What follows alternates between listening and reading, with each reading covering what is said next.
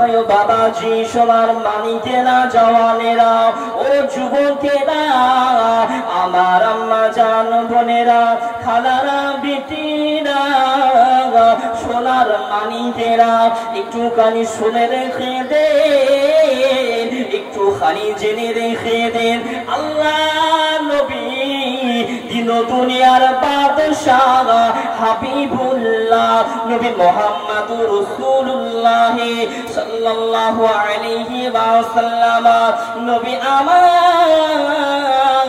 সাহাবাদেরকে বলতে লাগিলেন, ও বাবারা, ও বাবা সাহাবারা, আমি রাসূলুল্লাহ জানিয়ে দিলাম, আমি হাবিবুল্লাহ জানিয়ে দিলাম, যেটা হারাম সেটাকে হারাম মনে করে নাও, আর যেটাকে হালাল ওই হালালকে তোমরা নিজেদের ঘরে রেখে দাও। জোরে বলুন, আর একটু মহব্বতে হবে না? ও ভাই বাবাজিরা, আমার সোনার মানিকেরা, আল্লাহ নবী এই কথা বলে জানো বাবা বাড়ি চলে গেলেন। একদিন দুই দিন করে বাবা কিছুদিন হয়ে যায়, আল্লাহ নবীকে যে সাহাবীরা মহব্বত করত বাবা, ওই সাহাবীর ভিতরে একজন সাহাবা বাড়ি চলে যায়। বাবা দিন আসে দিন যায়, রাত আসে রাত যায়, বাবা বনের পাখিরা বাবা কিচিমিচি করে। আল্লাহ নবীর সাহাবী বাড়ি চলে গেলেন।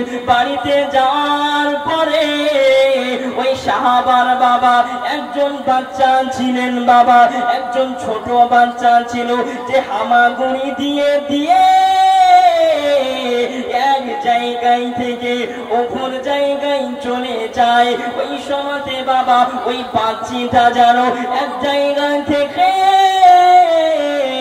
আর এক জায়গায় চলে যায়। ওই দেখার পরে ওই খেজুর গাছ থেকে যেন একটি পাখিতে যেন খেজুরের ফল দিলাম বাবা টোকর মেরে মেরে আল্লাহ পাকের জমিনে পড়ে যায়। ওই বাচ্চাটা আসার পরে খেজুরের ফল গালাকে নিয়ে চুপ চুপ করে চুষতে থাকে। আল্লাহ নবীর সাহাবা জানো বাবা একদিন দেখলেন কিছু বলেন না বাবা, দুই দিনের বেলাতে জানো ওই সাহাবা জানো বাচ্চাটাকে ঘরের ভিতরে রেখে দেয়। ওই সমাজে সাহাবা মনে মনে ভাবতে লাগিলেন, আমি রাসূলুল্লাহ সাহাবী, আমি হারাম মাল ভক্ষণ করি না, তবে আমার সন্তান আমার বাচ্চা কিসের জন্য এ হারাম মাল ভক্ষণ করিবে? আমি রাসূলুল্লাহ সাহাবী হয়েছি, না না না না না, আমি আমার সন্তানকে আমার বাচ্চাকে আমি জানো হারাম মাল ভক্ষণ করতে দিব না। জোরে বলুন সুবহানাল্লাহ। নারায়ে তাকবীর, নারায়ে সালাত, মাসলাকে আলা হযরত, জশ্নে ঈদ মিলাদুন নবী, নারায়ে তাকবীর, নারায়ে সালাত। আল্লাহ নবীর সাহাবা কি বলছেন, যেটা নবী মানা করেছে হারাম বলে আমি রাসূলুল্লাহ সাহাবী হয়েছে, আমি হারাম মাল ভক্ষণ করি না। বাবা আমরা কেমন মুসলমান? সাহাবীরাও কালেমা পড়েছে, আমরাও কালেমা পড়েছি, তবে বাবা কোনটুকু খারাপ? সাহাবাদের ঈমান, ঈমানের জাজবা ছিলেন বাবা, আমাদের ঈমানের জাজবা নাই। আল্লাহ নবী সাল্লাল্লাহু আলাইহি ওয়াসাল্লাম সাহাবাদেরকে বললেন, হারাম মাল ভক্ষণ করতে মানা করলেন। বাবা সাহাবেরা তো হারাম মাল খাবে না, আবার কি করলেন, নবীর ওই সাহাবীর ছোট্ট একটা বাচ্চা ছিলেন বাবা, হামাগুড়ি দিয়ে এক জায়গা থেকে অপর জায়গায় যায়। ওই সাহাবীও কি করলেন, তিনার বাচ্চাটাকে ঘরে রাখলেন।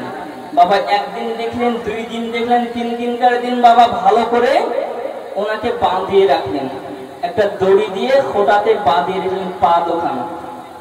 জোরে বলুন সুবহানাল্লাহ। আর একটু মহাব্বতে বলুন না ইয়া রাসূলুল্লাহ।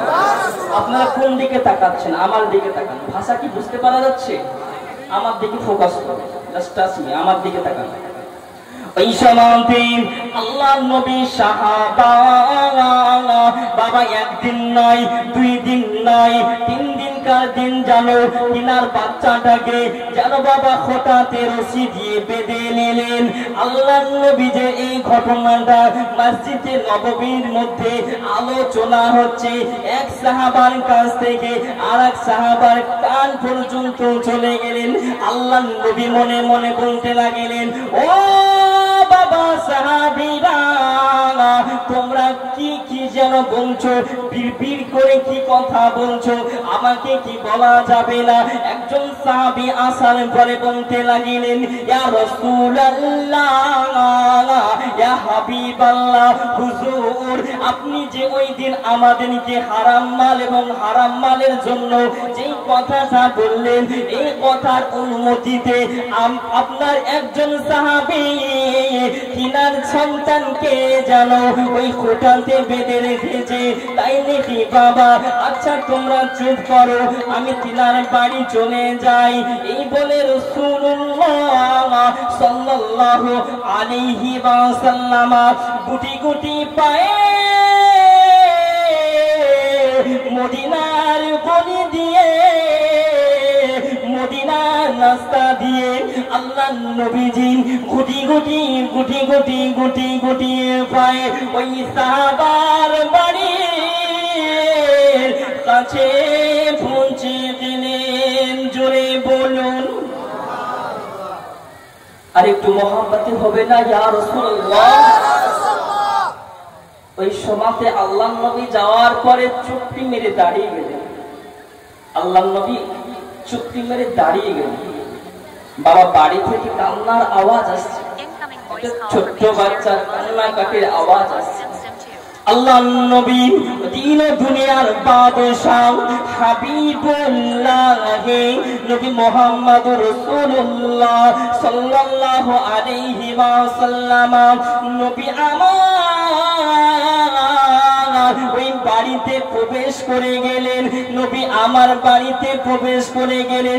ওই বাচ্চা যেন ছেলেটা যে হামাগুড়ি দিয়ে দিয়ে এক জায়গায় থেকে অপর জায়গায় যায়, ওই সন্তানটাকে সাহাবী যেন বাবা একদম যেন খোঁটার সঙ্গে তিনার পা দুখানাকে বেঁধে রেখেছেন। আল্লাহ নবী দাঁড়িয়ে দাঁড়িয়ে দেখতে দেখতে আমার নবীজির চোখ দিয়ে পানি চলে এসেছে। জোরে বলুন আর একটু মহাব্বতে হবে না? আল্লাহ নবী ওই সমাধি বাবা আল্লাহ নবী যেন জমিনে বসে গেলে, আল্লাহ নবী যেন কান্নাকাটি করে, আল্লাহ নবী যেন চোখের পানি গেলা ঝরে ঝরে ঝরে ঝরে আল্লাহ পাকের জমিনে গড়ে যায়। জোরে বলুন আল্লাহ নবী চোখ দিয়ে পানি যেন ঝরে ঝরে জমিনে পড়ে যায়। আল্লাহ নবী চুপটি মারে দাঁড়িয়ে গেলেন। নবীকে দেখার পরে সাহাবা দৌড়ে আসছে। সাহাবা নবীকে সালাম দিলেন, আসসালাতু ওয়াসসালামু আলাইকা ইয়া রাসূলুল্লাহ। হুজুর আপনি আমার বাড়িতে কিসের জন্য? বললেন বাবা সাহাবী আমি এসেছি তো ইয়া রাসূলুল্লাহ আমি যে গরিব মানুষ, ফিদাকা উম্মি ওয়া আবি, ইয়া রাসূলুল্লাহ হুজুর আমি যে অনেক গরিব,